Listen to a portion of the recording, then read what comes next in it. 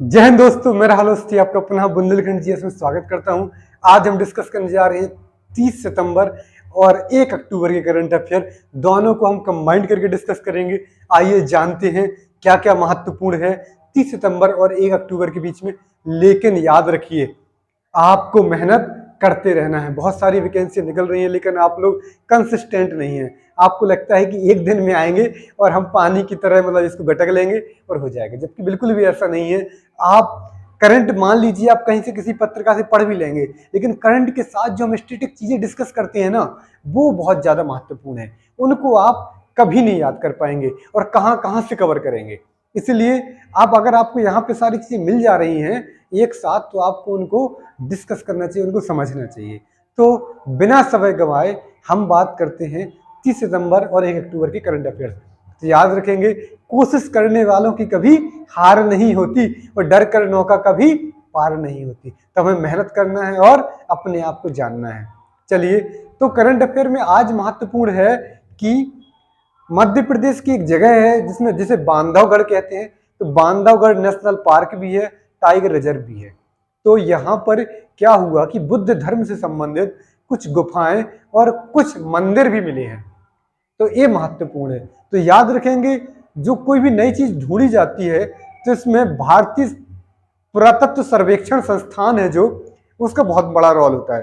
तो पुरातत्व सर्वेक्षण संस्थान, जिसे आर्कियोलॉजिकल सर्वे ऑफ इंडिया कहा जाता है, इसकी स्थापना 1861 में 1861 में अलेक्जेंडर कनिंघम नामक एक व्यक्ति ने की थी। और ये पहला इसका डायरेक्टर जनरल बना था, एक निर्देशक बना था। किसका? आर्कियोलॉजिकल सर्वे ऑफ इंडिया के, भारतीय पुरातत्व सर्वेक्षण संस्थान का। तो याद रखेंगे, मिनिस्ट्री ऑफ कल्चर, जिसे संस्कृति मंत्रालय कहते हैं, उसके अंतर्गत आर्कियोलॉजिकल सर्वे ऑफ इंडिया आता है। अभी इस समय जो इसके जो डायरेक्टर जनरल हैं वो बी विद्यारथी हैं। चलिए, इसके अलावा जो अगला करंट अफेयर है वो हमारा वो है आपका global innovation index. Global innovation index, जिसे विश्व नवाचार सूचकांक कहते हैं, जिसमें भारत ने बहुत अच्छा परफॉर्म किया है। क्या परफॉर्म किया है? भारत नए नए पायदानों पे बढ़ता जा रहा है, नए नए मतलब स्टेप्स पे आगे बढ़ता जा रहा है, नई नई इनोवेशन की चीजें ला रहा है अपने यहाँ।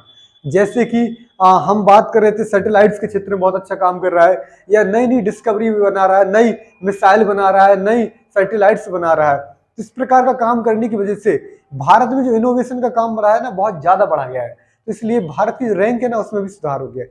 तो जो ग्लोबल इनोवेशन इंडेक्स है, जिसकी रैंक भारत की जिसमें कितनी आई है? 40 आई है। तो इसको कौन देता है? तो उसको एक इंस्टीट्यूट है जिसका नाम है बीपो, वर्ल्ड इंटेलेक्चुअल प्रॉपर्टी ऑर्गेनाइजेशन, जिसे बीपो कहते हैं। यह क्या करती है? नवाचार के क्षेत्र में कोई देश अगर आगे बढ़ता है तो उसको रैंक प्रदान करता है। ये 2007 से लगातार काम चल रहा है। इसके अलावा जो अगली न्यूज है ना, वो है वंदे भारत एक्सप्रेस। तो वंदे भारत एक्सप्रेस है ना, दूसरी वंदे भारत एक्सप्रेस चलाई गई है। तो वंदे भारत एक्सप्रेस जो दूसरी है वो कहाँ चलाई गई है? गुजरात के गांधीनगर से लेकर मुंबई तक ये चलेगी। गुजरात के गांधीनगर से मुंबई को, मतलब गुजरात और महाराष्ट्र दो शहरों को जोड़ देगी। इसके अलावा जो अगली न्यूज है वो हमारी है आयुष्मान उत्कृष्ट सम्मान से संबंधित या पुरस्कार से संबंधित। आयुष्मान उत्कृष्ट पुरस्कार 2022 दिए गए हैं। यह पुरस्कार उत्तर प्रदेश को दिया गया है। उत्तर प्रदेश ने आयुष्मान कार्ड धारकों के लिए या उनको जो योजना है इसका वो फायदा उठा सके, इसके लिए बहुत अच्छा काम किया है। तो महत्वपूर्ण न्यूज है। इसके अलावा आयुष्मान भारत से संबंधित, तो आयुष्मान भारत जिसे पीएम जन आरोग्य योजना के अंतर्गत रखा गया है। जन आरोग्य योजना के अंतर्गत आयुष्मान भारत की स्कीम आई थी।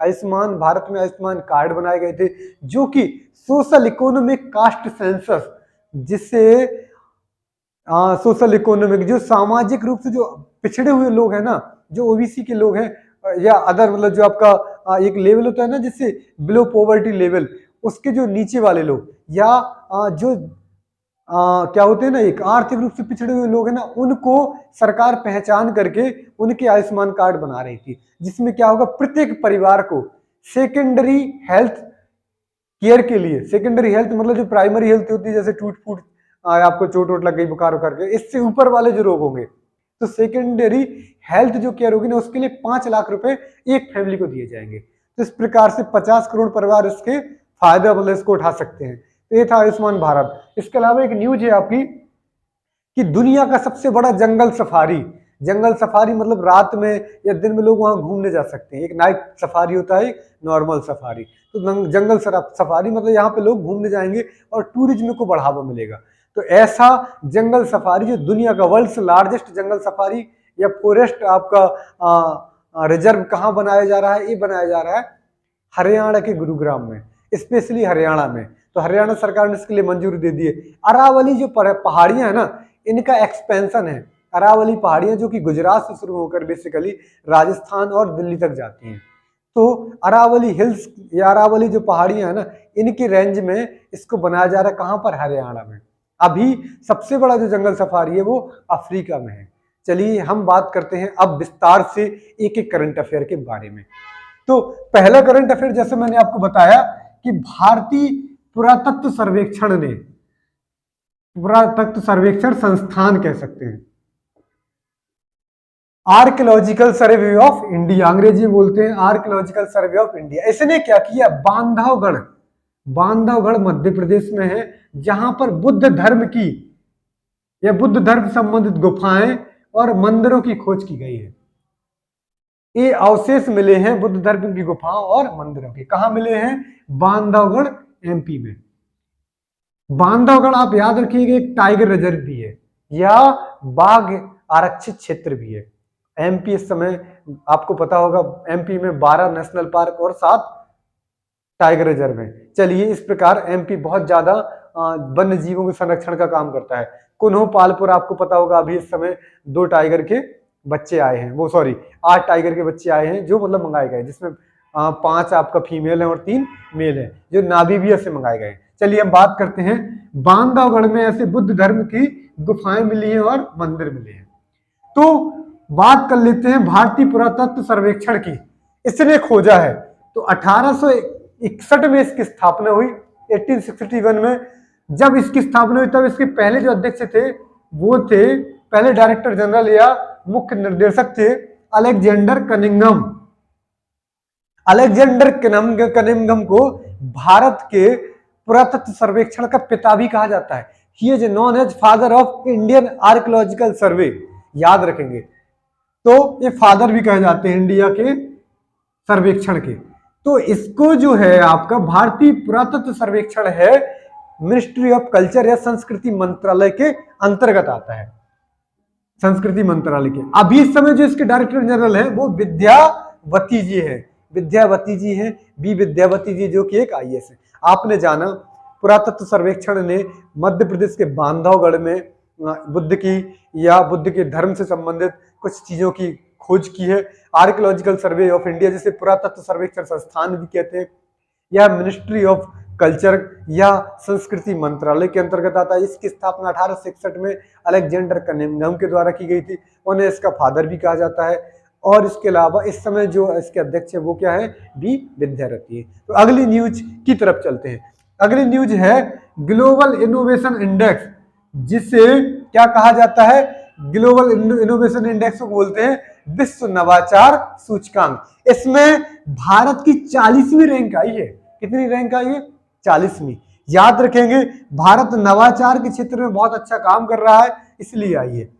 2007 से इंडेक्स ये छापा जा रहा है। कब से छापा जा रहा है? 2007 से। तब इसको इनसीड नामक एक संस्था ने शुरू किया था। इनसीड नामक एक ऑर्गेनाइजेशन थी जिसने इसको सबसे पहले छापा था या इस सूचकांक को प्रदर्शित किया था या इंडिकेट किया था। अब इस समय बीपो, जिसे वर्ल्ड इंटेलेक्चुअल प्रॉपर्टी ऑर्गेनाइजेशन कहा जाता है, ये इसको बनाती है, इस रैंक को, ग्लोबल इनोवेशन इंडेक्स को या विश्व नवाचार सूचकांक को बीपो नामक ऑर्गेनाइजेशन बनाती है, world intellectual property organisation. UPSC APPCS इस पर बहुत बार क्वेश्चन पूछ चुका है। यूपीएससी ने 2017-18 में आपका ग्लोबल इनोवेशन इंडेक्स के ऊपर पूछा था कि कौन इसको रिपोर्ट को निकालता है। चलिए अगला न्यूज है आयुष्मान भारत से संबंधित। तो आयुष्मान उत्कृष्ट अवार्ड या उत्कृष्ट जो आपका एक आयुष्मान जो योजना है ना, उससे संबंधित बहुत अच्छा काम करने के लिए ये अवार्ड उत्तर प्रदेश को दिया गया है। हम बात कर लेते हैं आयुष्मान भारत की। तो आयुष्मान भारत प्रधानमंत्री जन आरोग्य योजना के अंतर्गत इसको रखा गया है। Ayushman Bharat secondary health care services provide कराएगा, प्राइमरी नहीं, सेकेंडरी और टर्सरी प्लस टर्सरी, मतलब द्वितीयक और तृतीयक जो हेल्थ सेवाएं हैं जिस श्रेणी में आती हैं उनकी मदद, उनके लिए आयुष्मान कार्ड बनाया गया है। इसमें इसको मिनिस्ट्री ऑफ हेल्थ या स्वास्थ्य विभाग इसका अनुमोदन करेगी। महत्वपूर्ण बात क्या है कि जो आयुष्मान कार्ड बनाए गए थे वो सोशल इकोनॉमिक कास्ट सेंसस 2011 के अकॉर्डिंग बनाए गए थे। सोशल इकोनॉमिक कास्ट सेंसस, आर्थिक रूप से सामाजिक और आर्थिक जो जाति जनगणना है उसके आधार पर राज्य सरकार इसको सिलेक्ट करेगी कौन व्यक्ति आयुष्मान कार्ड धारक बनने लायक है या कौन नहीं है, कौन पात्र है कौन अपात्र है। तो इसमें 5 लाख का हेल्थ कवर मिलेगा प्रत्येक फैमिली को, प्रत्येक साल पर फैमिली पर ईयर का 5 लाख का इंश्योरेंस मिलेगा। किसको? आयुष्मान कार्ड धारकों को। अगला न्यूज है, दुनिया का सबसे बड़ा जंगल सफारी कहां बनाया गया? हरियाणा में बनाया जाने वाला है। इसकी घोषणा हुई है, बनाया जाएगा, बनाया गया नहीं। ये अरावली रेंज में आता है, अरावली राजस्थान में है। अभी सबसे बड़ा जंगल सफारी अफ्रीका के शारजाह में है। अफ्रीका में एक जगह है शारजाह, वहां पर है। अगला न्यूज है, भारत का ऐसा गांव जो पूर्ण रूप से डिजिटली एजुकेटेड बन गया है। इंडिया का ऐसा विलेज या विलेज पंचायत जो कि पूरी तरीके से, ऐसा विलेज इंडिया का ऐसा गांव, ग्राम पंचायत भारत की जो पूरी तरीके से डिजिटली एजुकेटेड हो गया या डिजिटल रूप से साक्षर पूरा गांव, ऐसा दर्जा मिलने वाला केरला का एक गांव है जिसका नाम है पुल्लमपारा। क्या नाम है? पुल्लमपारा। पुल्लमपारा ये कहां का है? केरला का है। तो केरला का एक ऐसा गांव, केरल का एक ऐसा गांव जो डिजिटली रूप से 100% एजुकेटेड हो गया। अगला न्यूज है, दिलीप तिर्की। दिलीप तिर्की एक व्यक्ति है जिससे हॉकी इंडिया का अध्यक्ष बनाया गया। हॉकी इंडिया क्या करेगा? इंडिया के जो हॉकी जो खेल है ना, भारत का राष्ट्रीय खेल भी है, इसको प्रमोट करने के लिए इसको जो इंडियन हॉकी फेडरेशन है ना उसका अध्यक्ष बना है। और क्या करेगा? हॉकी को प्रमोट करना, हॉकी का जो फेयर प्ले हो, फेयर गेम हो, उसको बढ़ावा देना और बहुत सारी चीजों को प्रमोट करना, बजट देना, मैनेजमेंट, इन सब चीजों को देखेगा। कौन? Dilip Tirkey hockey federation of India के नए अध्यक्ष बने हैं। अगला न्यूज है, वंदे भारत एक्सप्रेस कहां से चलाई गई है? गांधीनगर से लेकर मुंबई के बीच में। गांधीनगर गुजरात में पड़ता है और मुंबई कहां पे है? महाराष्ट्र में। तो महाराष्ट्र और गुजरात के बीच में वंदे भारत एक्सप्रेस चलाई गई है। ये थे हमारे आज के और कल के करंट अफेयर्स। अब हम जानते हैं कुछ आपसे कुछ क्वेश्चंस आपको बताना है। कमेंट बॉक्स में 5 और 10 क्वेश्चन हम पूछने जा रहे हैं कि पानीपत की तृतीय लड़ाई, थर्ड बैटल ऑफ पानीपत कब हुई और किस किस के बीच में हुई। दूसरा क्वेश्चन है कि सती प्रथा को बैन किया गया था भारत में, किस ईयर में किया गया और किसने सती प्रथा को बैन किया।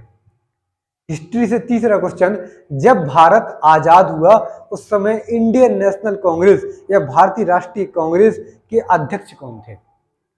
चौथा क्वेश्चन है पॉलिटी का, आपको ये बताना है कि राइट टू एजुकेशन एक्ट जिसे शिक्षा का अधिकार कहा जाता है, किस संविधान संशोधन के द्वारा इसको फंडामेंटल ड्यूटी या